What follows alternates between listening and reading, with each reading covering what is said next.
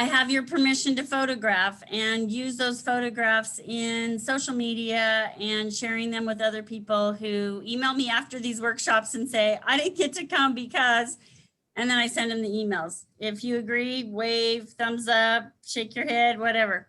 With royalties. Yeah, there's no financial compensation for your video, sorry. Or yours. The next thing is this is a proprietary system that I have developed, and it is not to be used without, for any purpose, without written consent and probably some additional training. So if you agree to that, shake your head, give me thumbs up. And the third thing is, what's the third thing? Oh, this is not to substitute for in-person medical care or, you know, other medical care that you think. I have not done an evaluation on you. Therefore, this is legally not physical therapy. It is fitness activities, okay? That is per the Texas State Physical Therapy Licensing Act. So this is only a fitness instruction. And you need to listen to your body. And I emphasize that the entire session, that you need to listen to your body and what it can and can't do to ensure your safety. And I do watch your screens, which is why I like video on, because I watch your screens to kind of give, you know, you need stable chairs if we're using a chair. If you need something to assist you with balance, if you're like, I can't do that, then you're not going to do it. Because I don't know what you can do without testing it, okay? And in a group, I have a hard time doing that, right? Okay, so we are gonna do one test just because we're gonna do some activities today that require balance. So I'm gonna have you stand up. I'm gonna move my computer over here so you can see what I'm doing better. So I want you to do a single leg standing balance. So when I do a single leg, I'm exaggerating, but I want your thighs don't touch. This isn't single leg because I'm using two legs at the top to balance with. So can I balance on one leg, and how long can I balance on one leg and maintain my balance? So if it's less than 3 seconds, when we do some of these activities, you're gonna need something to hang on, something to touch, so that you don't fall while we're doing these activities. Touching your wife doesn't work, Mr. Turek. He's just checking to make sure I really do watch what's going on the screen.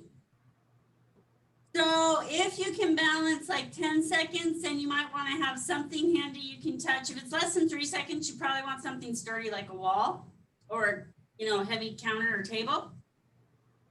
If it's as long as 20 seconds, I would ask you, or your 15 to 20 seconds, I would ask you to do it without touching anything if possible.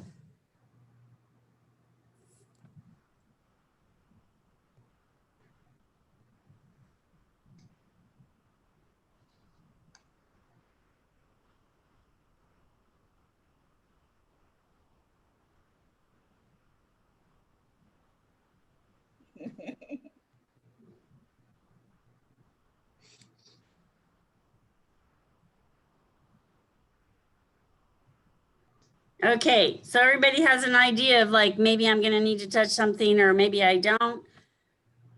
This is an indication of how much my body is in or out of balance. Here's an interesting study that if your balance on a single leg standing balance, if your balance is 20 seconds or more, your life expectancy is greater than if it's less than 20 seconds. That was a break-off point for being able to single leg stand. So the longer I can single leg stand, the longer my life is projected to be statistically. So it's not an individual judgment. It's just a statistical group that's what it showed. All right. And you can pass a sobriety test. Yeah, because there's some tests that I do for balance that people are like, I'm completely sober and I can't do this. And I'm like, well, then you definitely have some issues in your body. The other thing I'm going to talk about real briefly is that people will say, look, I have really good balance. I can stand here for 20 seconds. And I'm like, all the compensatory movements that you're doing in order to maintain that, or they'll be like, look, I can balance for 20 seconds, Good signs. but they can't balance on top of their leg in a neutral position because their bodies are out of balance. So as long as I can adapt for my imbalances, I can keep my balance. But if it's challenged, like on a slippery sidewalk or a slippery floor in the grocery store or an uneven surface walking down the street, you are less likely to be able to maintain your balance. And then you get injured. And so when you have that super solid controlled balance where you can stand as a column or you can stand any way you want, like I just demonstrated, then you are much safer and more likely to be able to function in the community. On post-morbidity studies, the number one cause of death in people over 65 is not heart disease or cancer, it's falls. False. Wow. They have fallen within a 12-month period prior to their passing. My grandfather, on his death certificate, it said myocardial infarction.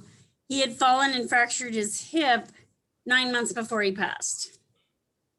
So on post-morbidity studies, and that's one of the reasons now when you go to the doctor, this was put in place with Obamacare, but when you go to the doctor, they frequently say, have you fallen? Have you fallen in the last year?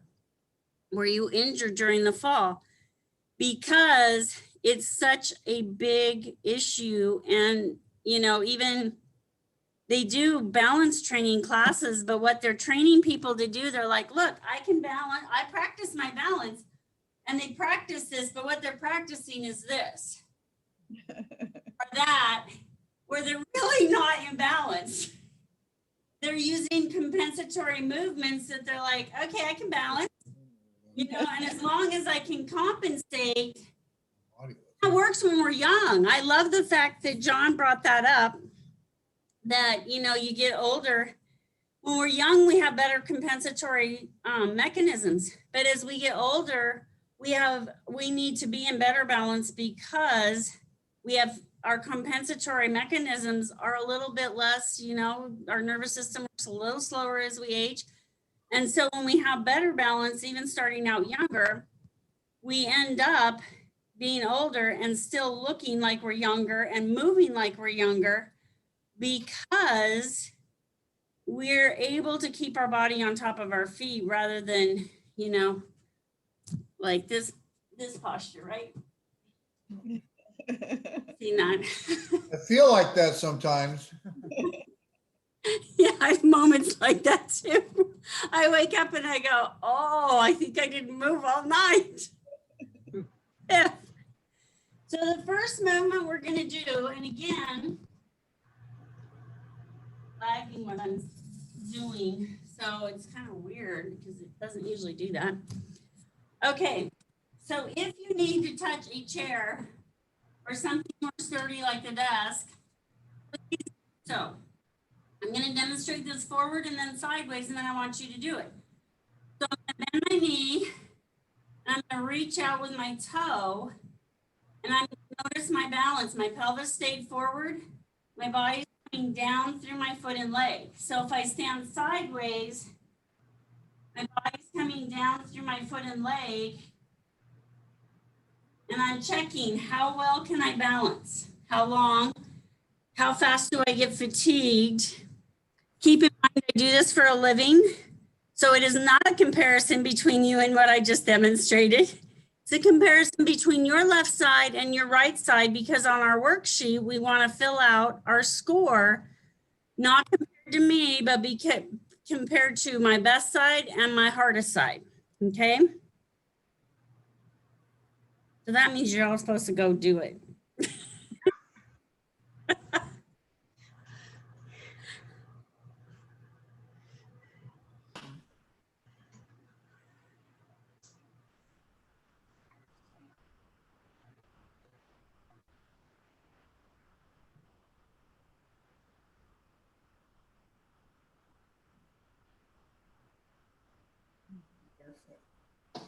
Does it matter if you're wearing shoes or not?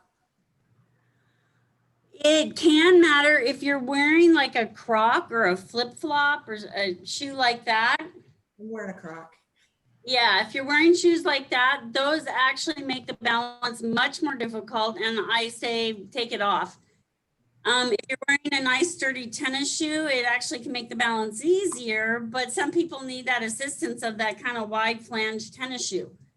So, I got comfy slippers on and I'm doing fine. and so sometimes in the clinic, like I'll have people come in with like wedge sandals or something, and I'm like, yeah, those have to go. Do this in a hill. Yeah, mine are about equal. So I don't really have a hard side. Do them again for me, John, real quick, because I want to see something. This side actually is better. I have more control on this side. That's what I was thinking. And do the Yeah, other. well, I'm dominant left side. I long jumped and high jumped and pole vaulted off this leg. So it's my dominant. Now this side, Yeah, see, you're more wobbly on that side. oh yeah, I can feel that now. Now, this is very common, by the way, so thank you for helping me point this out or illustrate this on the video. And that is so often we're basically taught from the time we're very young children to not pay attention to our bodies, right? And really disconnect from them. I mean, I remember as a child, and again, in my mom's defense, she had 5 of us, but it was, I'd be like, I have to go to the bathroom. Well, you can hold it. I'm thirsty. You don't need to drink anything. We'll be home in 30 minutes. So we're taught, disconnect from your body. You know, don't feel or listen to its needs. And this particular system is the antithesis of that. And sometimes you have to repeat things a couple of times before you go, oh my gosh, there is a difference here. Sorry. Oh my gosh, there is a difference here. And to tune into our bodies in a way that just says, hey, there's a difference. It's not a judgment. It's not, oh, this is bad and that's good. It's a,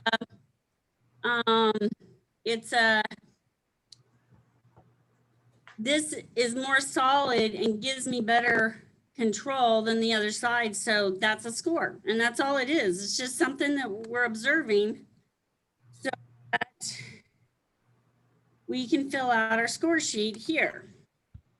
Come on, baby, you're supposed to change. There you go. So on this, we're going to circle the hard side, which is either right or left.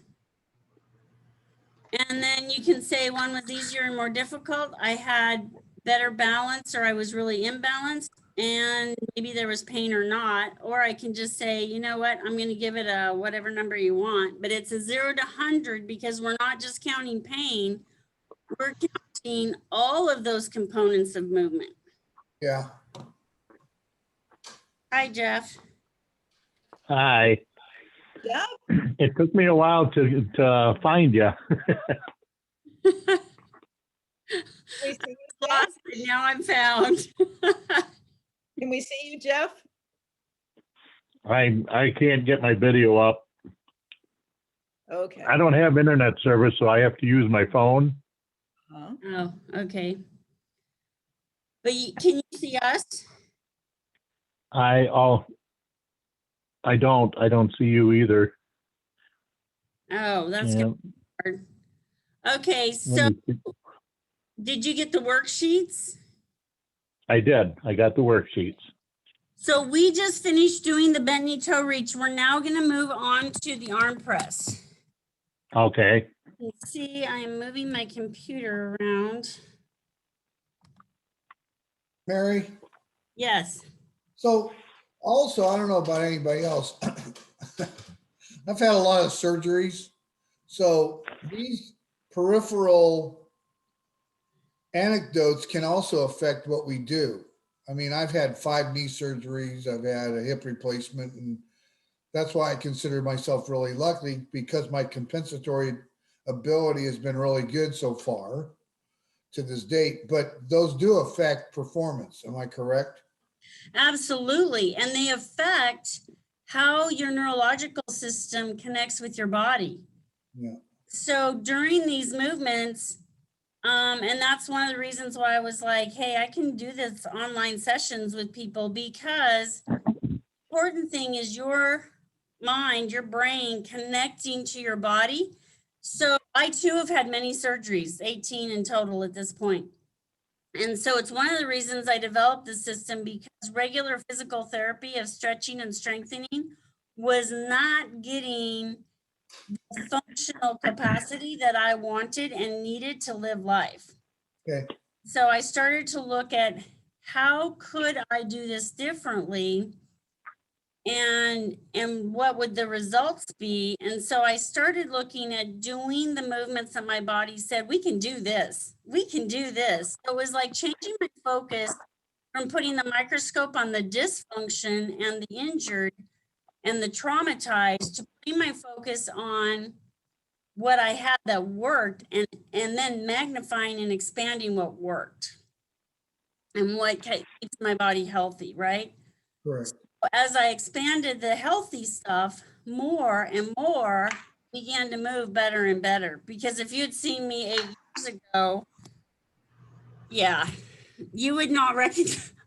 I'm not exaggerating. I had friends tell me this, that they would just get in their cars and cry when they would leave me, because they saw me. I had been this healthy person, and then I got so ill and moved. And so, and I was doing, all this stuff that I knew from physical therapy school and all these years of practice. But then I began to realize that maybe I had to change my paradigm, because continuing to do the same thing and I was getting the same result, which was I might feel better for a few hours after I had stretched and stretched and stretched and stretched, but it wouldn't last or stay there, because my brain, and research is supporting this information, is my brain wasn't reconnecting to the healthy movement. Like I would stretch, but it wasn't training it to use it functionally. And so it was like, okay, if I took functional movement and I used it in a functional way, what would that do, and how would that work in my body? So that's, Mary, yes. I'm sorry to interrupt you. I can see you. Can you see me? I can't see you, but it's honestly more important to me that you see me than I see you, even. Because Well, I can see you now, so.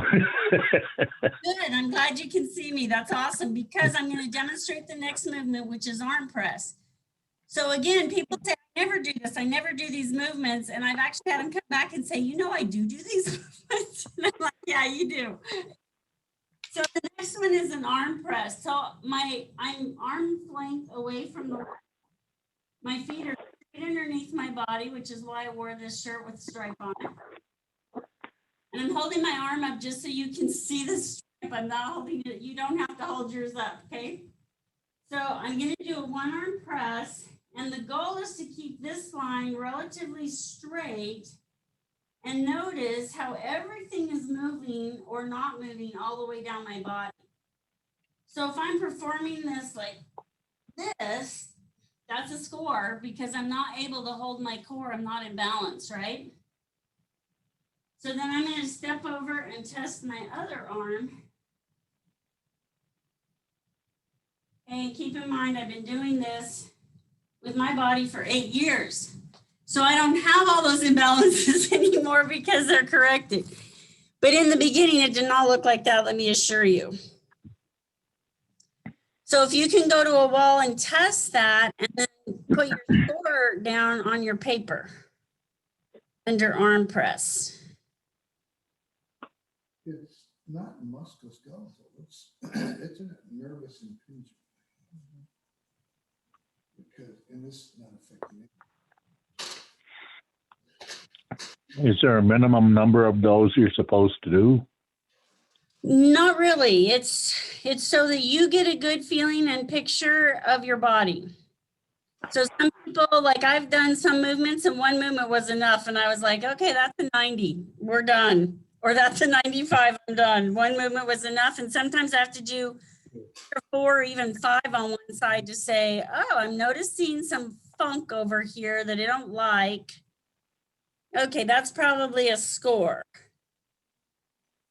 So we found a weakness in you, but that is it. The score is really my attempt to give your body a voice so that it's got a way of communicating with us that it says, you know what, this was really harder than that.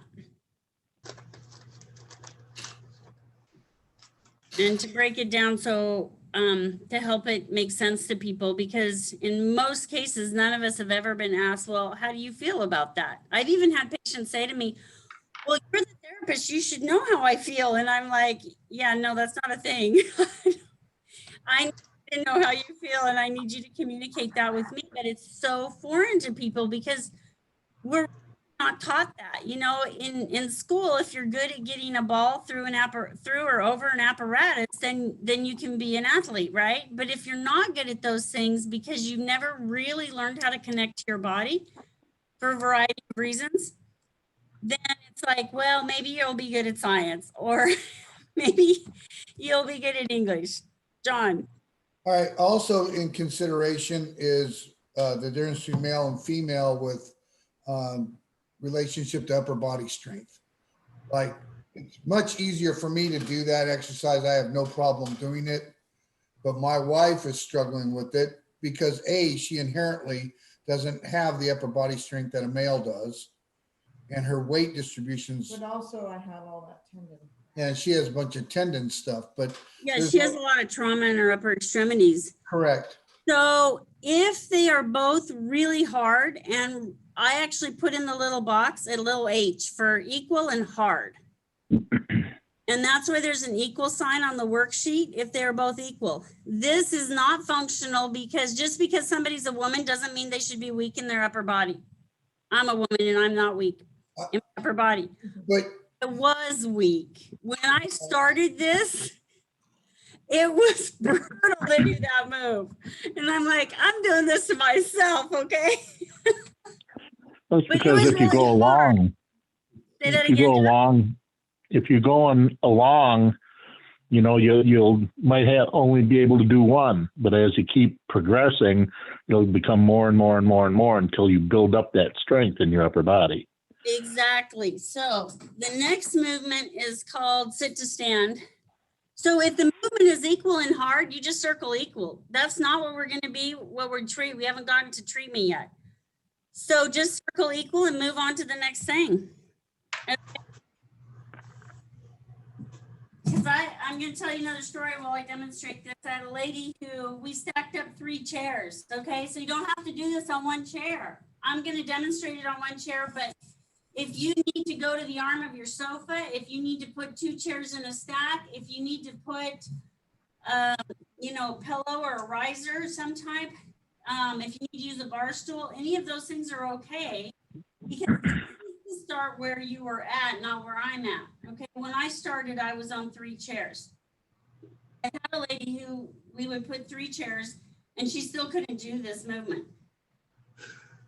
5 levels of doing body power system, I said, let's go back and just test that chair level, that chair movement again, the sit to stand. No, I'm not going to do it. I hate that one. I just hate it. And I said, one time each leg, that's it. Just running around like a happy little child because she's like, I did it. Because she was able to do it because I didn't make a big deal of the fact she couldn't do it at this level. Let's just forget that one and move and do what you can do because that's the focus of this whole system. So then I came back and tested it. And again, because her body was in better balance, going through the other movements, it corrected and she was able to do the sit to stand. And she was really thrilled about this without pain, by the way. So, all right, so this foot is off the floor. I'm lifting it up so you can see it because it looks little to me. All right. So you can put it in front, in back, out to the side, wherever it makes you happy. You can sit far back on your chair. You can sit far up on your chair, whatever feels comfortable to you. I'm going to come to stand, and then I'm going to sit back down. So again, on one chair, many people cannot do this on one chair, especially their first session. And that is okay. In my office, in the bedroom, we actually stack chairs up like this. And I check to make sure that they're, I let people do it because every chair I add adds 4 inches to the height, then it gets easier. That's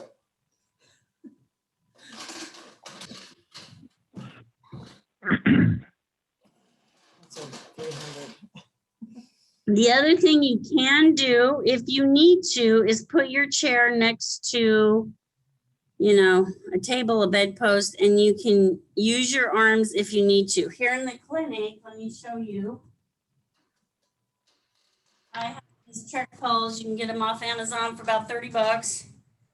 And I have people use the Trek poles, help them with this movement. But at your home, you might use, like I said, a countertop or a table, something free. You don't want to use something that's going to move around. Is that exercise more for your back or is it for your legs? And Yes. I'm going to take it that means both. Yes. So one of the things that doing this isolated movement does is it brings out and brings our attention to things that we ordinarily substitute or compensate for. So we can be compensating and we can make it look pretty good because that's the way we are. Most of us are like, I can do this. But when we isolate it by saying you only get to stand on one leg or you only get to press with one arm, we're starting to isolate muscles and we can't use compensation as much. And as a result of that, it will isolate into, some people will tell me this gives me back pain on a sit-to-stand. They'll tell me it gives them hip pain, it gives them butt pain, it gives them thigh pain. It, you know, so it's different for different people. And that's one of the things that I like about doing these movements in this isolated way. And at every level, we actually change, the movements are changed and added to, and so that we're isolating and looking at the body from different perspectives in order to find what those issues are. So have you guys filled out your worksheets with the sit to stand? I can share screen Yes. again. Okay. So you should have a score on the bent knee toe reach, the arm press, and the sit to stand. So your numbers should be down here in the little boxes. It says movement number with a box. Each one of them should have a score, right? Yes, everybody's giving me a thumb up on that one. Yes. Okay. So Jeff, did you try the bent knee toe reach? Because you kind of came in as we finished that. I didn't do that one because like you said, I came in late. Okay, well, I'm going to explain this sheet, and then while people were doing some tests, maybe we can go back and test that. Okay. Worksheet that was in the email, you needed hopefully to print 2 of them because we're going to treat the top 2 movements, which are the 2 movements with the highest scores. So the highest score is on your hard side. And if you read across the top, it says exercise. So you would write in there sit to stand or bent knee toe reach or arm press. Then you write in your number. This number comes from the box. From the box on our pinpointing sheet, the first sheet. Now I'm going to write my hard side and my easy side, and that's super important because we're only going to treat and do the exercise on our easy side. So we want to circle which one was my easy side to help make my brain go, okay, yeah, that was my easy side. I can do that. I can do a bunch of these on my easy side, no problem. So when I'm doing the sets, it's nearly always 3. So I'm not going to say it's 100%, but probably 99% of the time I do sets of 3. And then I decide if I'm doing a sit to stand, I usually start people with 5 reps. So they do a set of 5 and then they shake it out. And then they do another set of 5 and shake it out and another set of 5 and shake it out. If you're doing the arm presses and you have fairly good arm strength, then I say do 10 reps. If they have medium strength, I might say do 6 or 7 reps. So I'm telling you all of this because all of you are going to have different numbers here. And so you need to kind of figure out, okay, if I do 3 sets of, 5 reps on sit to stand, but on bent knee toe reach, I might do a hold. Like I'll hold it for 20 seconds instead of doing reps. Although sometimes I'll do reps. So you get to decide, and you get to even ask your body, do you want to do reps or do you want to do holds? Okay, and now you're going to get to do that exercise because I want you to actually do this. Now, if anybody's doing holds, I have a timer and I'm more than happy to push the button and time you for 20 seconds because that's about usually how long I do the holds for, unless the person is like, I just can't make it 20 seconds, and then we decrease it to 10 or 15. So it just depends on what you feel like your body can do. And you can try one thing and then you can always change it for the next round because you're like, yeah, no, 10's too many or 20 seconds is too long. And so you can decrease it down, by 3 reps or by 4 reps, depending on how you felt. So are you guys ready? I'm not getting too many thumbs up here, folks. All right, so you want us to try this? Like mine's the sit to stand. Yeah, I want you to try this right now. So sit to stand, I would do 3 sets of 5 reps. Now at That's the what end I'm of doing. every set of 5, you're gonna stand up, you're gonna walk around, you're gonna shake it out, because you want all of these adjustments to occur in those adjacent tissues that you You want. really think I can move like that, don't you?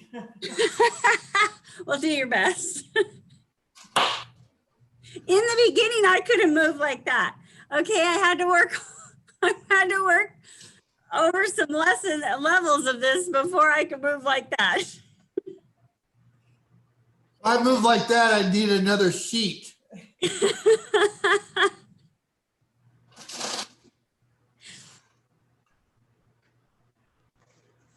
Well, that's one of the interesting things in my job is everybody has a different shake it out. And I believe everybody's shake it out is exactly what they need at that moment in time. And they do change over time as people's bodies loosen up and become more balanced and more mobile. And just so you When I know, do a sit to stand, I'm standing up on only one leg and I'm sitting down on only one leg. that is correct. And hopefully in between, when you're in standing, you're balancing on only one leg. So the leg that is not, your hard side should be off the floor the whole time. And you're just doing this on your easy side. Even when I do the shakeout, No, on the shakeout, you can put both feet down and just, shake your booty dance. Remember that song from when we were young? Shake your booty. Shake.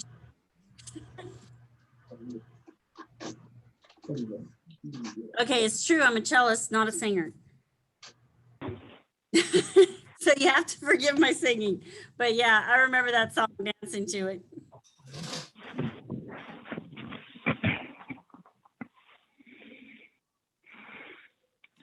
All right, so after you've done your 3 sets of presses or lifts or pushes or stands, I want you to test your hard side. So you're going to test it very similarly to when you tested it to begin with. So if you did 3 reps or 5 reps or 1 rep, I want you to test it and see what changes occurred. What happened? Other than breathing hard.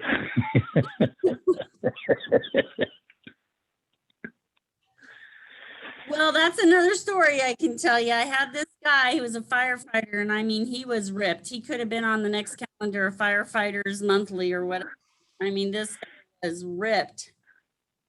And he was literally dripping sweat and breathing hard. I mean, sweat was just pouring down. His body.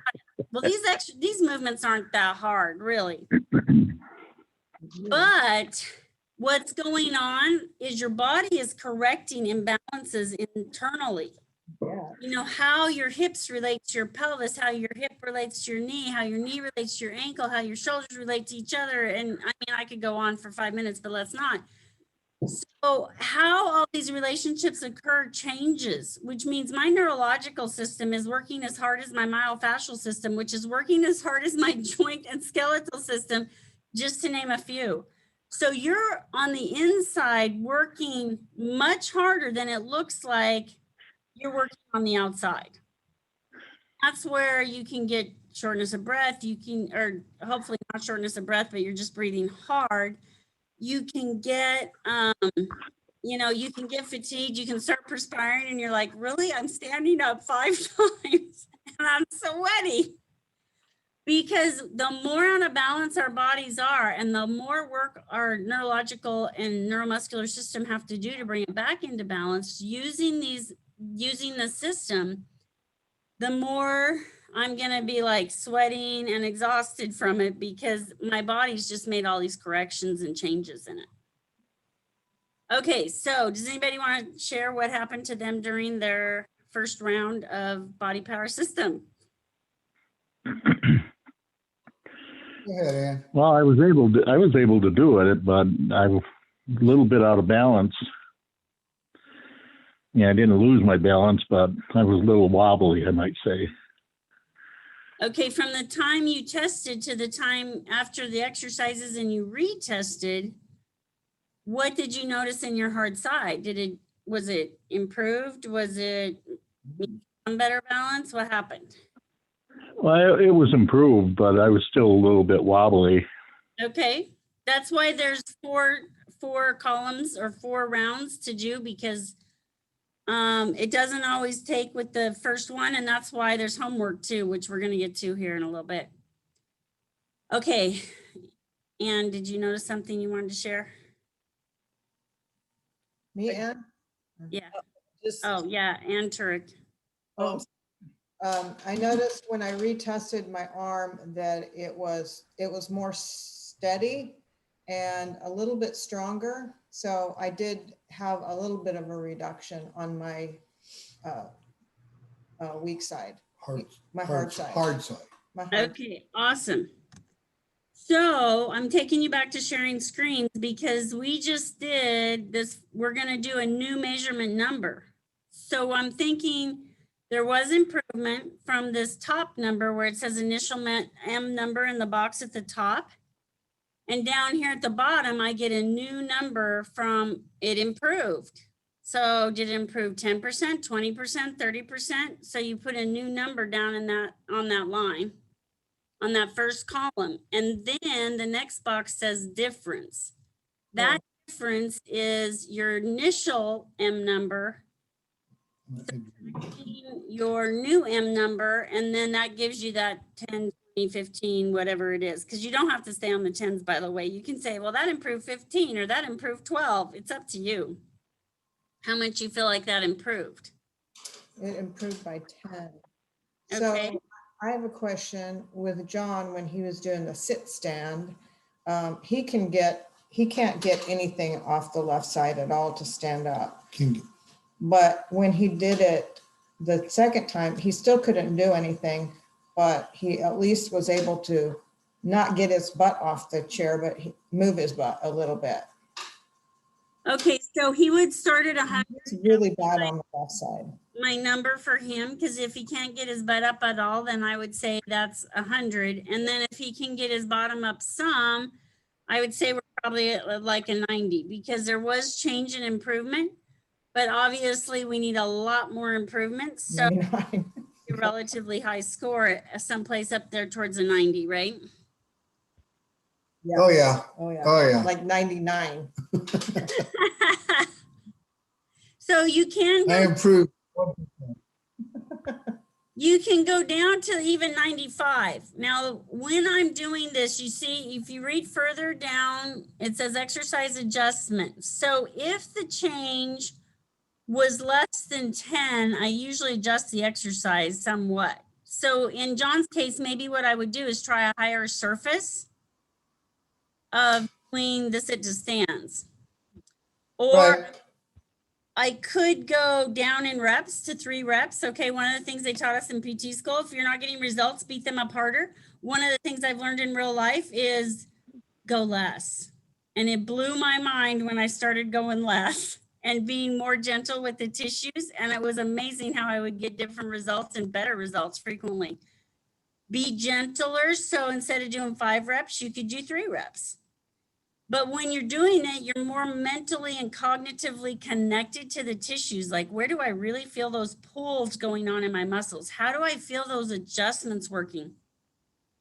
So that I can really tap into those movements very, very closely to see what's happening. If you had a change of 10 or greater, then I circled a little repeat word down here, and we come up to the top of the next round and we do the exact same thing, the exact same way again. So that just depends on you and what your score ended up and how you feel like you should adjust it. And my favorite way to do the adjustment is, especially at this level, is I just close my eyes and I ask that individual's body how I can best serve it in order for it to make the shift. And then I listen to it. So Shirley, I mean, I believe that you can close your eyes and just kind of ask your body, what do you need or want me to adjust this with so that we get better results? And it's amazing how often it will tell you. And that's one of the ways it's like, well, decrease the reps. And at first I was like, really, decrease reps? I mean, that's just not what I was trained to do. But it is what I did, and realized how profound the results were when I took some of the stress off the body and still asked it to make a change by doing another round. So yeah, why don't we try that? Let's do one more round. John? Yes. You notice I just grew, didn't I? Your stuff's amazing. No. All right, so I changed my seat origin from 18 inches to 24 inches, and I could get up on both sides, no problem. So it's very specific to the angle of the joint that I'm having the problems. It is. And so one of the things I will have people do is I'll have them treat it at the 24 heights chair. And then I have them retest the hard side of the 24 inches, but then we go down to the 18 inches and retest there just to see. Okay. You should be able to get off of a standard height chair, single leg stand, if your body's in good balance. And again, you told me in the beginning that you had a total hip replacement. And so because you've had a total hip replacement, you know, you are going to have to work into this with probably more reps than somebody who has not had their hip joint removed, because when they remove a joint, they remove what are called proprioceptive nerve endings. So your brain has fewer nerve endings to work with. Now it compensates by using nerve endings in the tendons and things to know where your leg's at. But when we're doing this type of thing, it will those more heavily and improve your balance. Okay.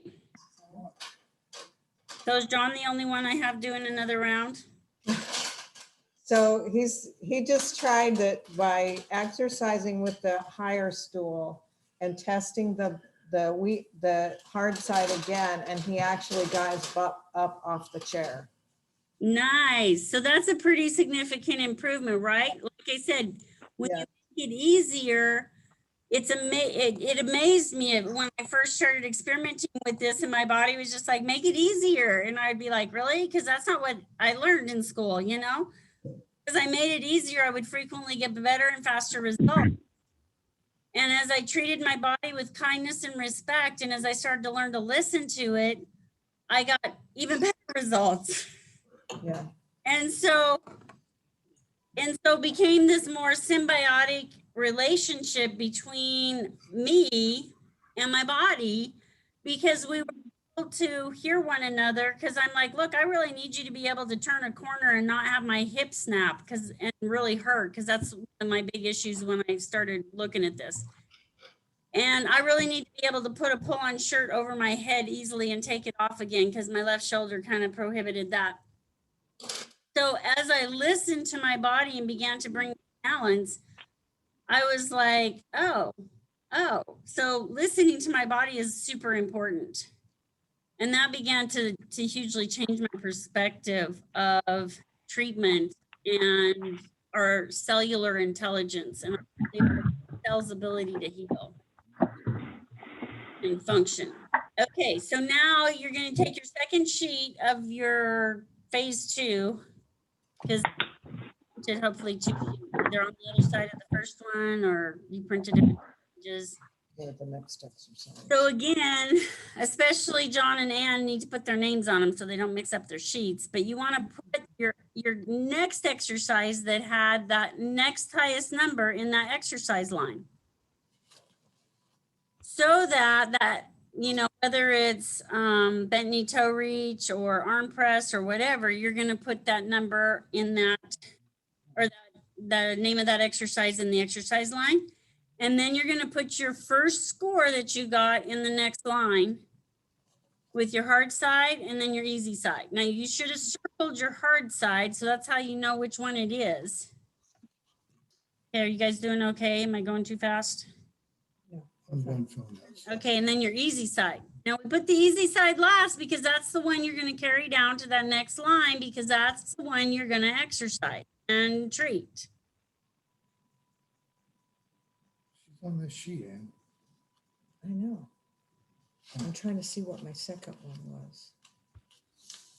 Oh, it's right there. You went from arm press to sit to stand. Okay, and then you're going to decide which. Not the other two. I'm going to do 3 sets of either reps or hold. At this level, we don't use other, but there are levels we use other. And then I want you to do those movements. Lisa, how are you doing? Okay. Good. Excellent. You haven't said much, so I just wanted to check in with you. Thank you.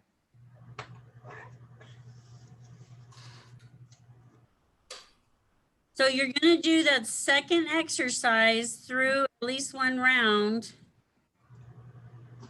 because we want to test that and see what's happening.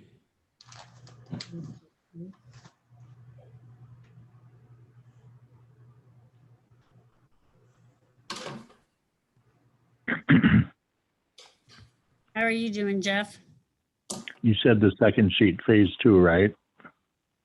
Yeah, the bottom of it is phase 2, and you're going to do one of your other exercises. In your case, you tested 2, so you'll just pick one of those, unless you want me to show you how to test bent knee toe reach. I can do that again real quick while they're doing their exercises. So the bent, Yeah, it might be a good idea. I stand on one leg, I bend the leg, and I reach forward with that toe. So I'm going to do this sideways because camera angle, you can see me better sideways. Bend my knee, reach out with my toe, and I'm seeing how long I can hold it really fast. Do I feel like I'm going to fall? Do I feel pretty stable? And then I compare that to the other leg. That's not easy.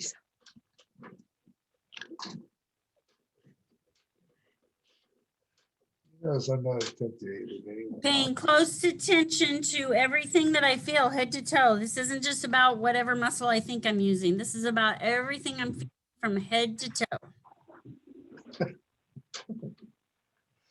All right, so that's harder than I've worked out for in years, so I'm taking a rest right now. So again, let's refresh my fireman story. It's the corrections that are happening in your body that make this feel like a hard workout more than it is actually the movements, because these movements really aren't, you know, that strenuous. It's not like I'm asking you to lift. Oh yeah, maybe I am asking you to lift 150 pounds, depending on what you weigh. A little bit more. Now that would be easy for me to do. But the truth is, if that's the weight that you take with you, yeah, people come in the clinic and they're like, you don't have any weights. And I'm like, well, no, thank you. You brought them with you. I'm so glad for that. Because your body is what you have to work with all day long, right? So when you are treating it and doing these movements and bringing it back into balance, not only does movement become easier, because slide and glide and things move well, more integrated with it and able to hear its voice, because I begin to practice hearing its voice as I say, what was that score? What was I feeling? And tuning into those feelings rather than tuning them out. So we need to tune those things in. So during this process, I was like, oh, I found a movement that got rid of a pain I'd had for 20 years. It was not the only pain I had. It was just one that was really nagging for a long time. I did that movement and I was like, oh my gosh, what would happen if I do this more? So at this point, I have 30 levels of body power system. Because I had to learn that there was a lot of different planes and a lot of different connections in our bodies. You know, the Lever soap commercial used to say your 2,000 body parts. That's an underestimation. It's way more than 2,000 when you start to look at how many body parts there are. So I developed a lot of, I would develop another level. I've developed another level. And so, you know, even in the last 3 months, I've developed another level.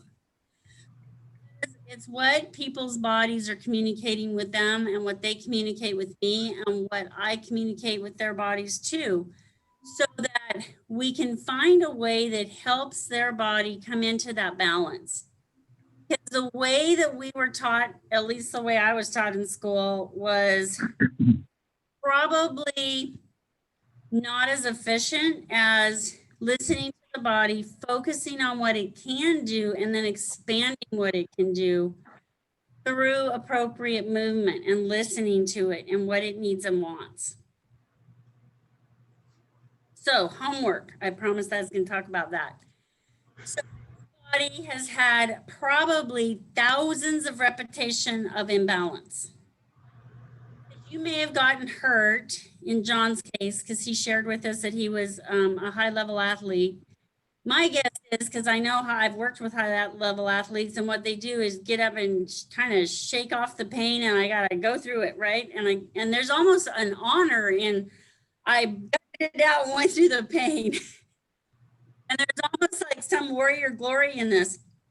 But then we learn a compensatory movement. I learned to, in my case, I'd had all these surgeries, and I was walking like this. Might be a slight exaggeration, but not much. And it was hard to walk, and I didn't want to stand up in front of somebody. And please don't ask me to step on a step stool in front of somebody or stand on or go up a flight of stairs without a handrail, because I'm so worried that I was going to fall. And to stand on a chair, change a light bulb, brought terror to my heart. I'm not exaggerating. Horrible.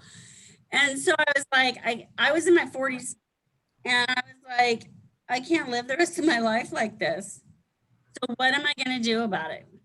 You know, I thought, well, hey, guess what, Mary? You can read the research. But what I also realized was it took more than one session and one round or 2 rounds to get my body to really get that new movement and signed, sealed, and delivered into my neurological system, into my motor system. And so I had to do more reps than that. So every time I would feel some discomfort in whatever thing I was working on, I would go in and figure out and do my movements to get rid of that pain. So the pain I lived with for 20 years was SI joint pain in my bottom, back here in my behind. And the bent knee toe reach was my move. 3 weeks I did that move, and I've not had that pain since, because that was corrected. What I also learned was I had a lot of different pains in there after all the surgeries I had been through. So I had to look at doing more levels, and I had to look at doing more movements so that I could undo all of the scar tissue, the neurological dysfunction, and the well-practiced compensatory movements that I had developed over the years. So it took more than just one level. The one level got me started because I was like, oh my gosh, I love this. I love doing bent knee toe reach because it gets rid of this SI joint pain. Again, I had to peel away these layers of all of these injuries. I too was an athlete and a dancer. And so I had injuries. I had also ended up with surgeries. And so I had to do all these levels. Again, I keep adding to them because, you know, I don't own everybody's body. And since this was my primary laboratory and now I'm working with a lot of other people's laboratories, I sometimes go, we need another level for that. And another level. So, and create it. And then I assessed, just like we did, we looked at what the change was bringing us. So if you go back to any one of your movements in that level, like pick the movement that you didn't treat and you just test that movement again, notice that even if it wasn't a, you know, you're like, well, that one's pretty equal and, you know, it's not terrible, it's not great. And you do those movements, you'll notice that even those movements improved. So like, let's say trunk twist on the first session, you do a trunk twist and you go, wow, my trunk twist is better. It feels more fluid. And we didn't work on that today because we brought balance through the body with other things. So doing these movements, the people that I have seen the absolute best results with are people who do these movements 3 times a day, at least 5 days a week. And they get the best movements or the best improvement. I see improvement and good improvement, decent improvement with people who are doing them once a day. I really recommend doing them 2 to 4 times a day. So most people can't fit in 4 times because, you know, you have life and it's busy. So repeat the movements that you got today. And again, listen to your body. When John was like, you know, I'm done. That's it. That's a hard workout. That's saying, hey, I've made it as many changes as I think I can handle right now. Thanks for helping me. Thanks for hearing me, but we're finished. And you heard your body again. Able to connect with that message and you're able to say, okay, I put drops in my bucket of wellness, wholeness, balance, feeling good. And so that's what I need to do is put those drops in my bucket. And so as I continue to put those drops in my bucket, and as I'm able to continue to change my system, not only do people guess me about 15 years younger than I am, even though they don't believe my medical history at this point, because I don't stand like somebody who's my age, and I don't move like somebody who's my age. I'm 57. So I'll tell you. So that came from doing, you know, these movements on a regular, ongoing basis. The dysfunction, so that because I wanted to keep moving. I hope to continue to keep moving for at least a few decades. Because I don't believe we have to move like old people. Whatever that looks like in your mind's eye. But I don't want to move like that. So, yeah, let me wrap this up. So next session, we are going to do more on some swelling issues. Also probably going to talk a little bit more about this mind-body connection and the emotional, mental connection. Anne's going to talk some more about that. And she's going to talk about the lower extremity and what some of the things in the lower extremity can indicate to us as far as things that might be stuck in our lives, contribute to some of the physical issues that we're having. Do you want to say anything about that, Anne Redduff?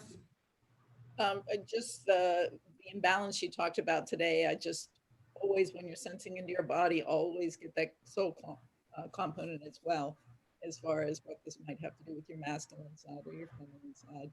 And on Thursday, I'll just go into more detail of what each of these symptoms might be. and give you time to ask questions about anything you've had questions about what it could mean on a soul level. Okay. Any questions right now? I'm in recovery.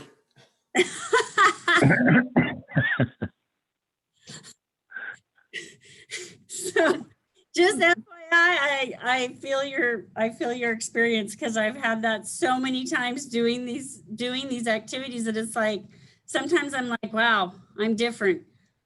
I hope that's gonna be better. And honestly, it ends up being better. But sometimes that first 20 to 40 minutes after I do a session, I'm like, wow. I was going to say that I'm probably going to get hit with it in about 20, 30 minutes.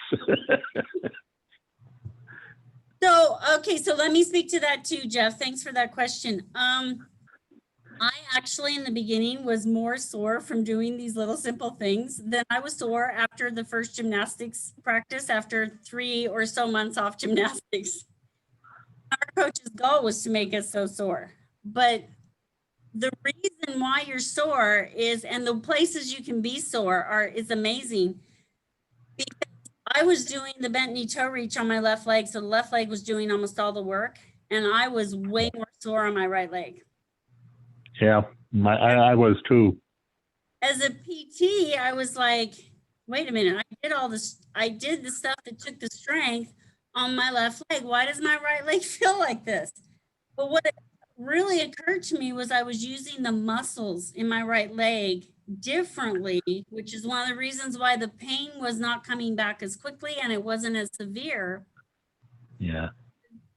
Then my pelvis, the muscles in the back of your pelvis, we call them butt cheeks.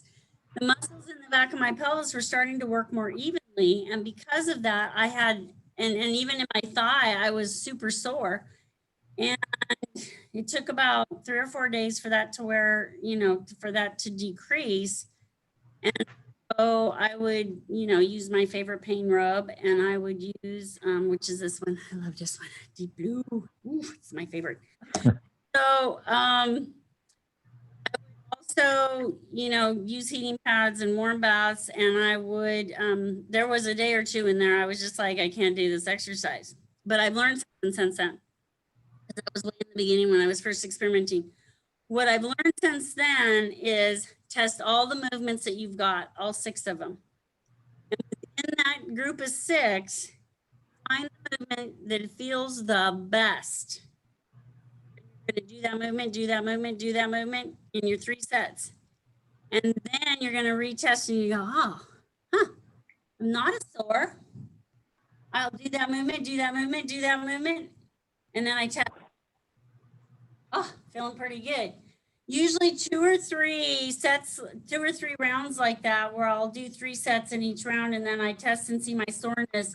Most of the time, the soreness is like 80+% reduced if I do get sore. So don't just sit in the soreness and go, man, that made me so sore, or I have pain in a different area. The reason why you get pain in a different area is your body is saying, hey, that was great. Can we balance this next thing out now? I need to balance a new thing out. And so it's your body responding to the fact that you listened to it, that you responded to its communication with you, and now it's saying, yeah, I can talk and you're going to hear me. And changing those things, and that just means that you need another level of body power system. So I am organizing the body power system so I can do small groups online. And I'll talk a little bit more about that next time, where it would be session 2, levels 2 through 4 online. And I will share that more with you during the next session as to what that would entail on your part. Okay. Any other questions, comments? You're doing good, Lisa? Yes, ma'am. Okay. Thank you. You're welcome. Thank you. So I am turning off the recording.